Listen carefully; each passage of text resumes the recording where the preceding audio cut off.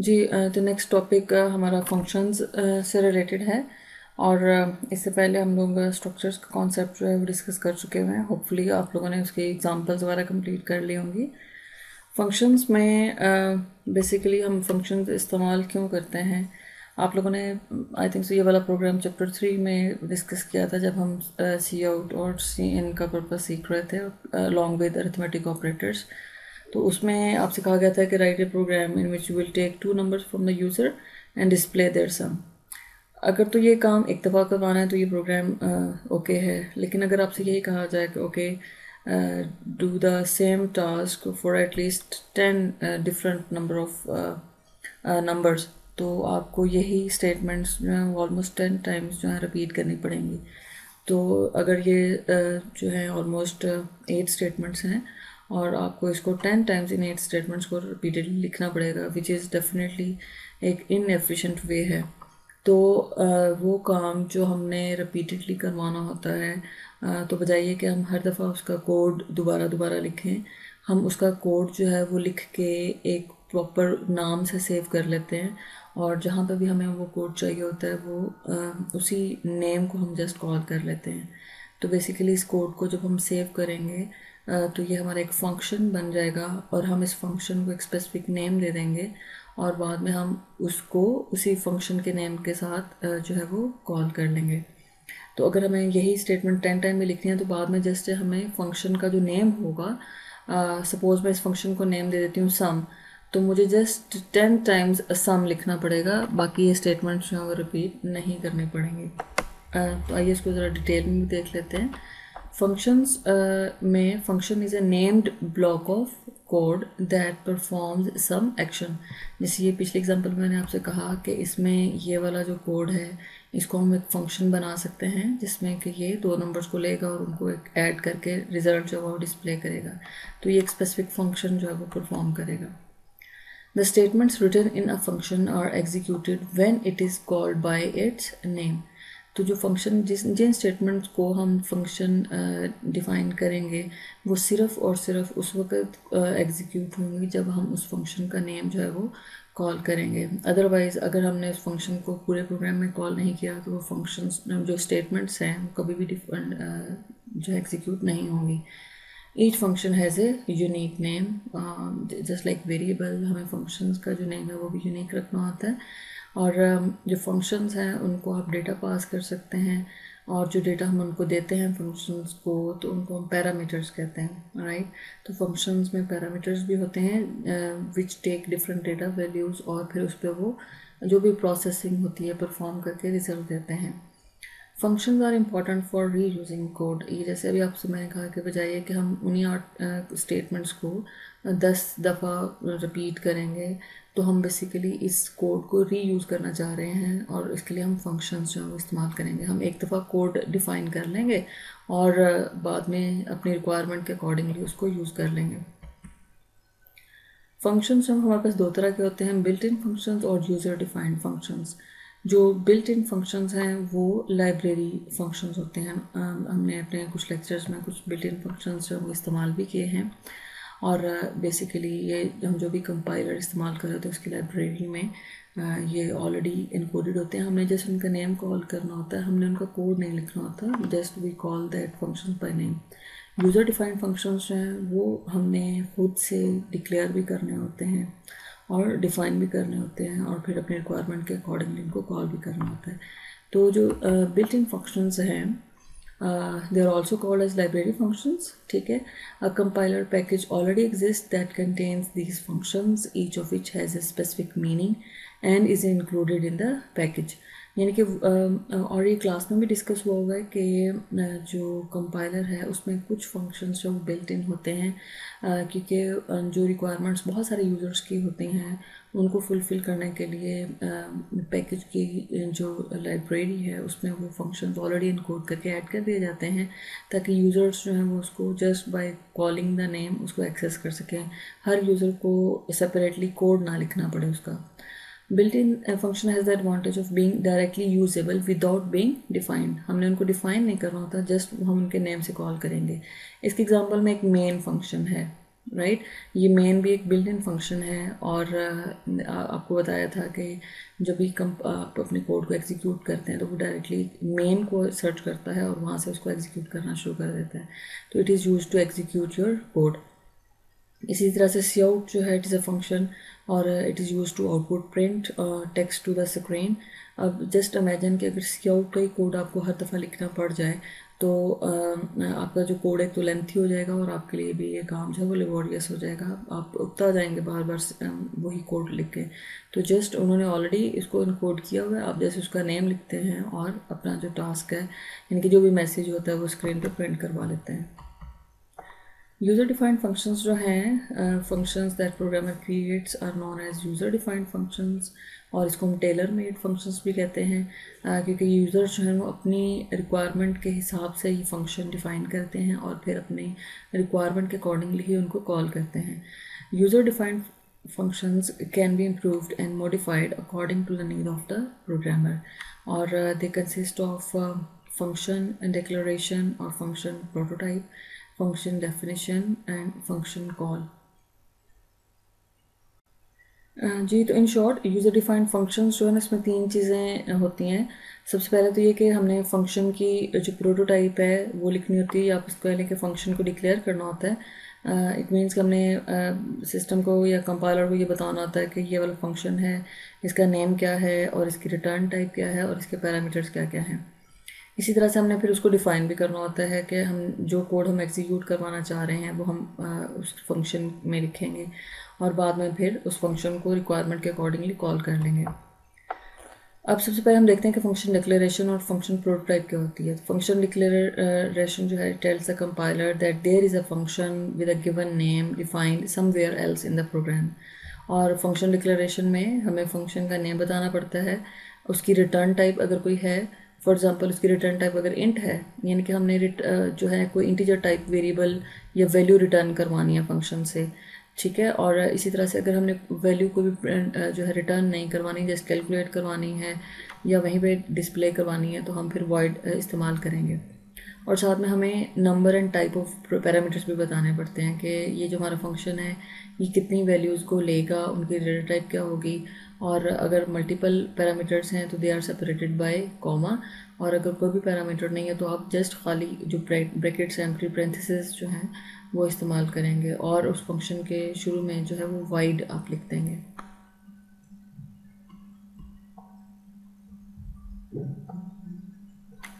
इसी तरह से जो फंक्शन डिक्लेरेशन का ये एग्जांपल आपको दी हुई है कि सबसे पहले हमने यहाँ पे रिटर्न टाइप लिखनी होती है। ये it is either integer, float, और अगर आपने कोई भी वैल्यू रिटर्न नहीं करवानी तो आप यहाँ पे वॉइड लिखेंगे, जैसे नीचे एग्जांपल में यहाँ पे इंट लिखा हुआ है। इसी तरह से नेक्स्ट है नेम ऑफ द फंक्शन। इस यहाँ पे हमने एग्जांपल में फंक्शन का नेम सम लिया है। उसके बाद विद इन पेरेंथेसिस आपने पैरामीटर्स लिखने होते हैं। अगर मल्टीपल पैरामीटर्स है तो दरम्यान में कॉमा लगाना है, और इन पैरामीटर्स की डेटा टाइप भी आपने स्पेसिफाई करनी होती है, जैसे कि ये पहला पैरामीटर ए है, इसकी डेटा टाइप इंट है, कॉमा। इसी तरह से दूसरा पैरामीटर बी है, इसकी डेटा टाइप इंट है, और ये फंक्शन डिक्लेरेशन है, और इसको आप एंड में सेमीकोलन लगा के टर्मिनेट करेंगे स्टेटमेंट को। उसके बाद जो है फंक्शन डिक्लेरेशन की कुछ और एग्जांपल्स भी आपको दिखाई हुई हैं कि जो पैरामीटर नेम्स हैं, it is not mandatory while declaring functions, we can also declare the function without using the name of the data variables.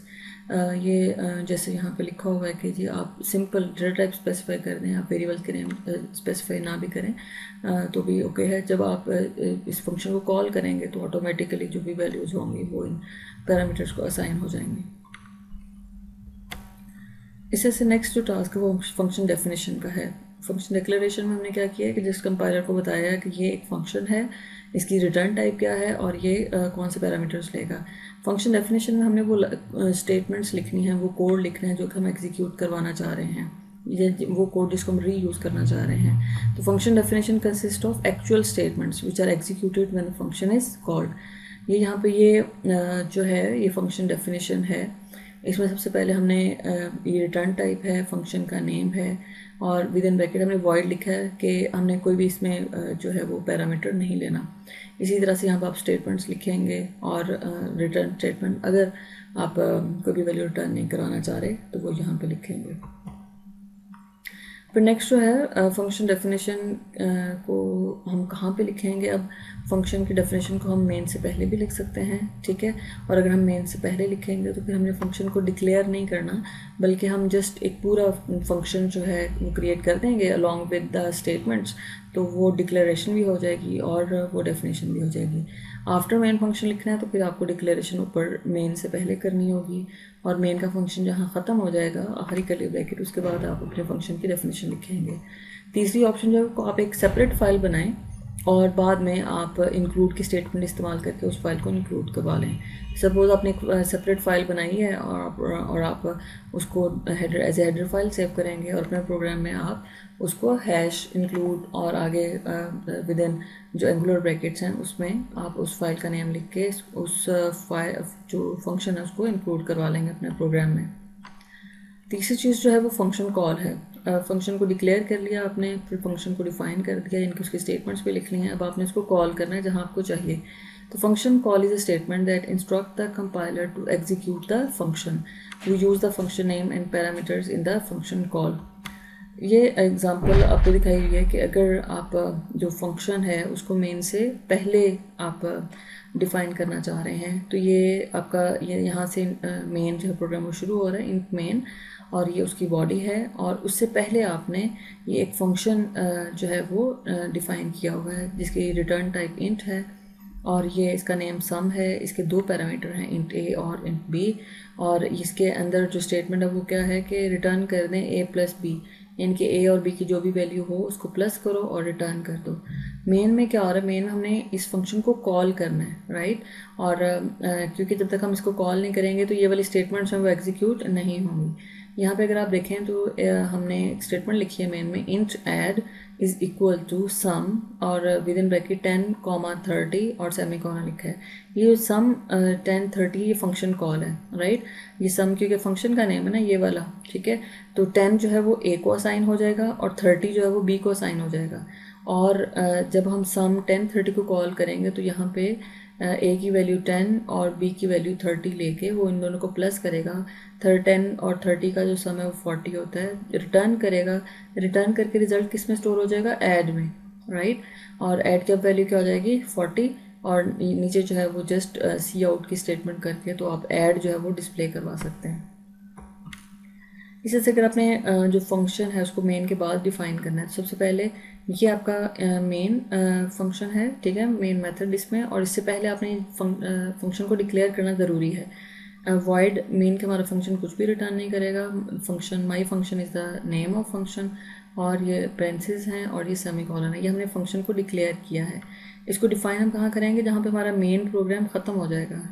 Next जो है ये देखें दोबारा वही स्टेटमेंट, वॉइड माई फंक्शन, और ये प्रिंसेस हैं, और विद इन करली ब्रैकेट्स हमने लिख दिया है प्रिंट एफ, और print f is use in C, हम सी आउट लिखेंगे, C out I just got executed. ये सिंपल इस क्योंकि ये जैसे हम मैसेज एक डिस्प्ले करवा रहे हैं, कोई भी हमने रिटर्न वैल्यू नहीं करवानी, इस वजह से हमने यहाँ पे वॉइड इस्तेमाल किया। अब इस फंक्शन को कॉल करेंगे तो ये एग्जीक्यूट होगा। कॉल हमने कहाँ पे करना है, हमेशा मेन के अंदर। मेन में हमने जस्ट फंक्शन का नेम लिखा है माई फंक्शन पेरेंथेसिस और सेमीकोलन, राइट। जैसे ही मेन में कंपाइलर जो एग्जीक्यूट करना शुरू करेगा, मेन में सबसे पहले वो किसको रीड करेगा, माई फंक्शन। वो फ़ौरन चेक करेगा कि उसको पता चल जाएगा कि फंक्शन है, वो इसकी डिक्लेरेशन चेक करेगा और उसकी डेफिनेशन में जो भी स्टेटमेंट लिखी होगी वो इसको एग्जीक्यूट कर देगा और हमारा प्रोग्राम जो है वो टर्मिनेट हो जाएगा। इसी तरह से नेक्स्ट जो है function return type, it tells which type of value is return after all function is executed. Void keyword लिखा होगा तो इट इज़ जैसा कि पिछले एग्जांपल में यूज भी हुआ है, it indicate the function should not return a value. If you want to the function to return a value you can use a data type such as int, float instead of void and use the return keyword inside the function। इनके function के जो definition है वहाँ पे आपने return का keyword इस्तेमाल करके साथ में वो जिस भी वेरिएबल में आपने रिजल्ट स्टोर करवाया होगा वो लिख देंगे आप। Only one value can be return, ये इंपॉर्टेंट चीज़ है कि फंक्शन को इस्तेमाल करते हुए आप जस्ट एक वैल्यू रिटर्न करवा सकते हैं। अगर आप मल्टीपल वैल्यूज़ को रिटर्न करवाना चाह रहे हैं तो आपको पॉइंटर्स या स्ट्रक्चर्स हैं वो इस्तेमाल करना पड़ेंगे। ये एक और एग्जांपल है, ठीक है। हमने एक फंक्शन जो है वो डिफ़ाइन किया है, और नॉर्मली हम यही वाला तरीका जो है ना अडॉप्ट करते हैं, हम डिक्लेयर और डिफ़ाइन अलग-अलग नहीं करते, बल्कि हम मेन से पहले ही फंक्शन को जो है ना वो डिफ़ाइन कर देते हैं। फंक्शन मैंने बनाया है इंट माई function int x return x 5+x, int return type है, माई फंक्शन का नेम है, और इसमें जस्ट एक ही आर्गूमेंट है या एक ही पैरामीटर है। आप आर्गूमेंट कर लेंगे, पैरामीटर कर लें, तो ये ब्रैकेट के अंदर हमने एक ही पैरामीटर लिया जिसकी डेटा टाइप इंटीजर है, और ये फंक्शन रिटर्न कर रहा है इंटीजर वैल्यू, ठीक है। और रिटर्न क्या कर रहा है, सम ऑफ 5 एंड x। अब ये फंक्शन की डेफिनेशन है, मेन में हमने इस फंक्शन को कॉल करना है किस तरह से, सी आउट रिजल्ट इज़, ये आपको पता है कि कंसोल पे एज इट इज़ लिखा हुआ आ जाएगा, रिजल्ट इज़। आगे हमने कॉल किया फंक्शन को माई फंक्शन 3, ठीक है। ये फंक्शन फ़ौरन ढूंढेगा कि डिफाइन हुआ है, यस, और वैल्यू 3 जाके किसको साइन हो जाएगी, x3 हो जाएगा आपका, और 5 में 3 ऐड होके तो 8 जो है वो रिटर्न हो जाएगा, और कंसोल पे जो है वो रिजल्ट इज़ 8 डिस्प्ले हो जाएगा। इसी तरह से फंक्शन आर्गुमेंट्स के बारे में, फंक्शन आर्गुमेंट और also known as function parameters, these are the data that is passed to a function, ठीक है। और parameters act as variable inside the function, जैसे कि सिंटेक्स है, रिटर्न टाइप, फंक्शन नेम, और ये ब्रैकेट में हमने इसके 3 पैरामीटर्स दिए हुए हैं। और उसके बाद अगर आप ये फंक्शन की डेफिनेशन है तो यहाँ पे वो स्टेटमेंट्स लिखेंगे जिसको आपने एग्जीक्यूट करना है। Parameters are specified after the function name inside the parenthesis, or you can add as many parameters as you want, just separate them with a comma, ये आपको पहले भी बता दिया है। और इस तरह से जो फंक्शन आर्गूमेंट्स हैं in C programming language, function can be called either with और without argument and might return values, they may or might not return values to the calling functions।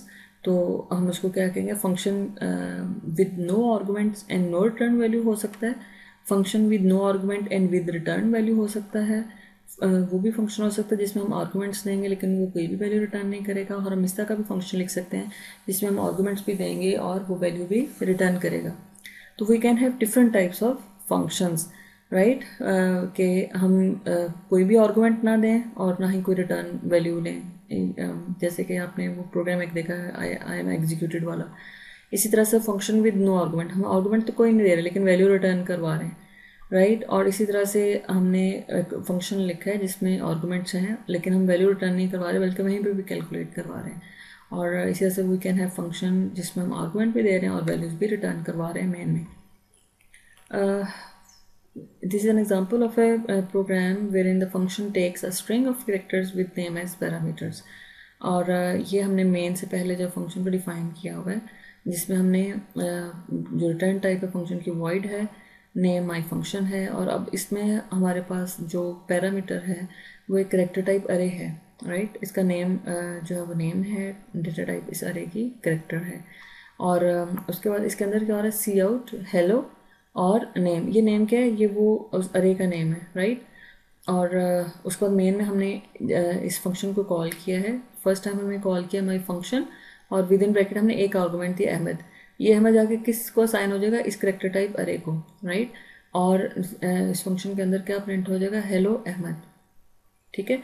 और इसी तरह से सेकेंड टाइम हमने इस function को call किया है बाय अली, और ये जो पैरामीटर है ये असाइन हो जाएगा नेम को, और नेक्स्ट टाइम प्रिंट हो जाएगा हेलो अली। इसी तरह से थर्ड टाइम हमने कॉल किया अहमद, दोबारा ये जो है हेलो अहमद प्रिंट कर देगा स्क्रीन पे, ठीक है।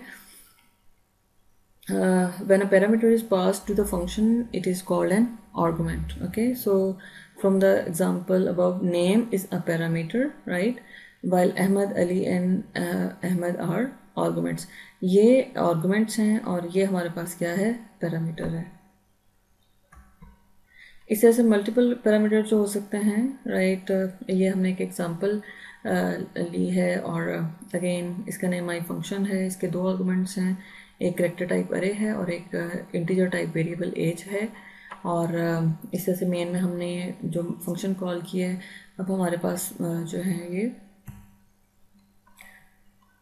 मल्टीपल जो हम लोगों ने मल्टीपल इसमें पैरामीटर्स देने हैं, आलिया और 3। तो ये आलिया जो है ये करेक्टर टाइप अरे नेम को असाइन हो जाएगा, 3 जो है वो एज को असाइन हो जाएगा, और इसके अंदर जो मैसेज प्रिंट हो रहा है हेलो आलिया और you are 3 years old, right. Age की वैल्यू 3 है और नेम की वैल्यू जो है वो आलिया है।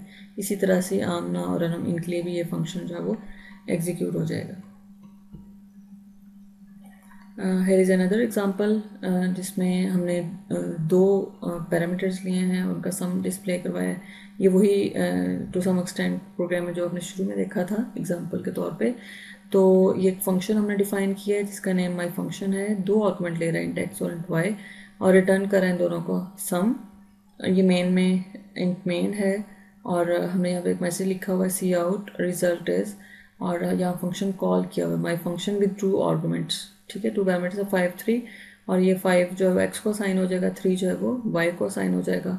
और एक्स की वैल्यू 5 है, वाई की वैल्यू 3 है, तो 3 + 5 जो है वो 8 रिटर्न हो जाएगा। इसी तरह से हम लोग जो हैं जो है अगर एक यहाँ पे पिछले एग्जांपल में अगर आप देखें तो मैंने डायरेक्टली जो भी सम है वो डिस्प्ले करवा दिया सी आउट के थ्रू। हम जो है रिजल्ट स्टोर भी कर सकते हैं किसी वेरिएबल में। जैसे यहाँ पे अगर आप देखें तो इंट रिजल्ट लिया है is equal to my function, तो ये जो फंक्शन एग्जीक्यूट होगा, जो भी वैल्यू रिटर्न होगी वो रिजल्ट को असाइन हो जाएगी और उसके बाद वो स्क्रीन पे डिस्प्ले कर देगा। ये एक सिंपल सी एग्जांपल है। तो अपने ये जितने भी एग्जांपल्स इस एक्सरसाइज में, इस लेक्चर में डिस्कस हुई हैं, उसको अपने प्रैक्टिस करना है। बाकी हम इंशाल्लाह नेक्स्ट जो कंटिन्यू करेंगे। Thank you.